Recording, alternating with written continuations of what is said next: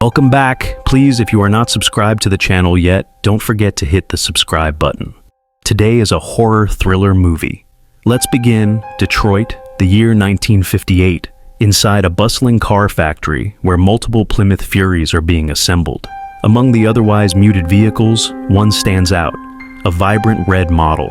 During the assembly, a factory worker gets distracted by the red car and suffers an injury when its hood unexpectedly slams down on his hand. Later, another worker climbs into the car. While he is smoking, the smoking ashes fell down on the car chair, only to be discovered dead later. Years later, Northern California, September 16th, 1978, we meet Arnie Cunningham, a shy teenager who spends his weekends playing Scrabble with his overly protective parents, who still treat him like a child. Arnie and his best friend, Dennis Gilder, are on their way to school. Arnie, characterized by his black-rimmed glasses and awkwardness, is often clumsy, while Dennis, a football player, remains loyal and supportive. In shop class, Arnie becomes the target of bullying from a group led by Buddy Repperton. Despite Dennis's efforts to defend him, he can't always be there for Arnie. Today, Buddy crushes Arnie's lunch and breaks his glasses. When Arnie and Dennis inform the shop teacher about Buddy's switchblade, it seems the only repercussions will fall on Arnie, as Buddy ominously promises revenge. As Arnie and Dennis head home, Arnie spots a used Plymouth Fury with a "sold" sign in the window. He asks Dennis to return back to see the car. This is the same car from the Detroit assembly line, but now it looks worn and battered, with dirt and peeling paint. Despite its condition, Arnie feels an instant connection and is determined to buy it. The owner, George LeBay, shares the car's backstory. He inherited it from his deceased brother, Roland. He also reveals that the car has a name called Christine. Excited, Arnie drives Dennis home in his new acquisition. However, once he arrives, his overbearing parents confront him about spending his money on a dilapidated car without their approval. Arnie, frustrated, retorts that they have never allowed him to pursue what he truly wants, and he is committed to keeping Christine. His parents, however, refuse to let the car stay in their driveway. In response, Arnie decides to store it at a local junkyard garage owned by the grumpy Will Darnell. In the weeks that follow, Arnie dedicates his free time after school to restoring Christine, often helping Mr. Darnell in the garage. This marks the first time Arnie stands up to his parents, but it's more than just a rebellion against parental control. Dennis notices a subtle shift in Arnie. He seems more confident and assertive. Strangely, Arnie has also stopped wearing his glasses. During a football game, Dennis is taken aback when he sees Arnie arrive in Christine, now a stunning, fully restored red car, accompanied by the new girl, Lee Cabot. Their unexpected pairing distracts Dennis, leading to a costly mistake on the field, where he gets tackled hard. This injury ends Dennis's football career and shatters his future ambitions, leaving him recuperating in a hospital bed, surrounded by medical equipment. Meanwhile, Arnie continues his relationship with Lee. One night, he takes her to a drive-in movie, where she confesses that she feels things are moving too quickly. She also admits that she feels uneasy around Christine. During the film, one of Christine's windshield wipers gets stuck, prompting Arnie to step outside to fix it.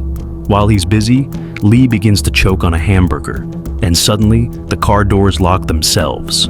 Arnie struggles to get back inside, leaving Lee to free herself by unlocking the passenger door.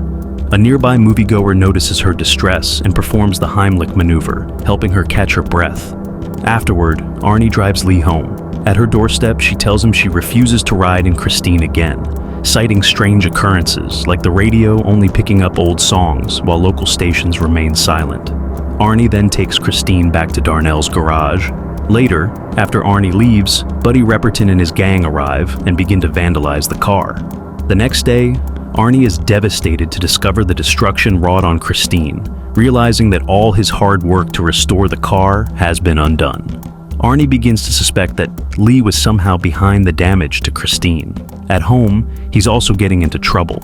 His temper has become increasingly volatile. His parents notice this drastic change in him and express their desire to see the old Arnie return.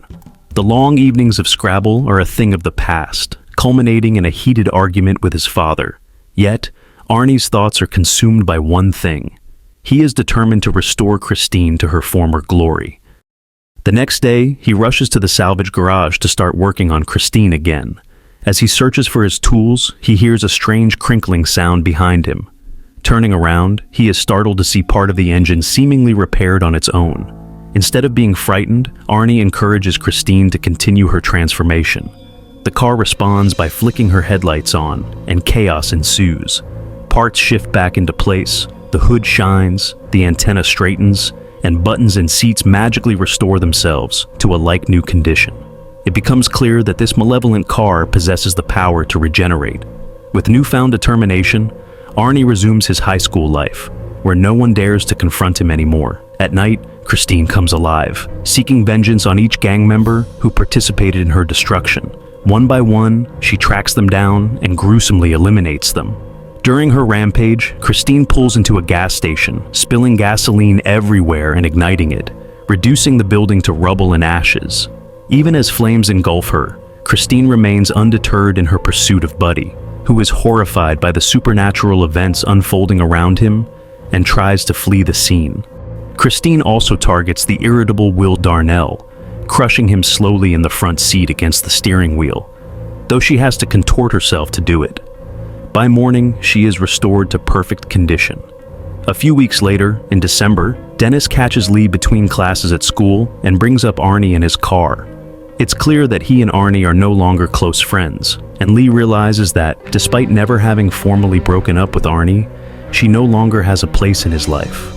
With the holidays approaching and New Year's Eve on the horizon, Dennis and Lee discuss the supernatural aspects of Christine. Knowing they can only confide in each other, no one else would believe them. They both agree that Christine must be stopped. Dennis decides to visit Arnie at home, but Lee urges him to be cautious. After she leaves, it's Arnie who shows up at Dennis's place, arriving in Christine and inviting him for a ride. As they drive, Dennis notices the unsettling gleam in Arnie's eyes, even before he begins to exhibit behaviors he would never have considered during his nerdy phase, intimidating other drivers and attempting reckless stunts like riding without hands. Dennis observes the mile counter on Christine's dashboard moving backwards, indicating fewer miles instead of more. Arnie excitedly tries to convey how incredible, powerful, and fulfilled he feels behind the wheel of Christine, his words increasingly echoing those of a starry-eyed lover. After leaving Christine, Dennis feels more unsettled than ever. He's convinced the nightmare must end, and he believes that destroying Christine is the only way to bring Arnie back to his senses. Although there seems to be a budding relationship between Dennis and Lee, they both realize that each is the only source of safety for the other.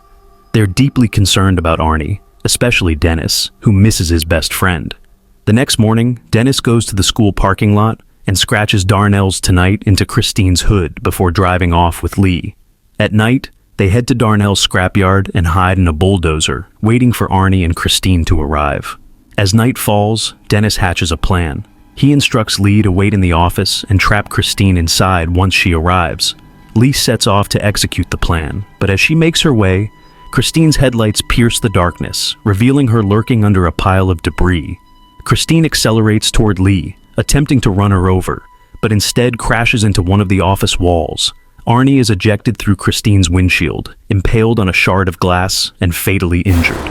Bloodied, he reaches out to caress Christine's front bumper one last time, finding a twisted sense of happiness in his final moments. Furious, Christine turns her wrath on Lee again. Dennis jumps into the bulldozer and confronts Christine.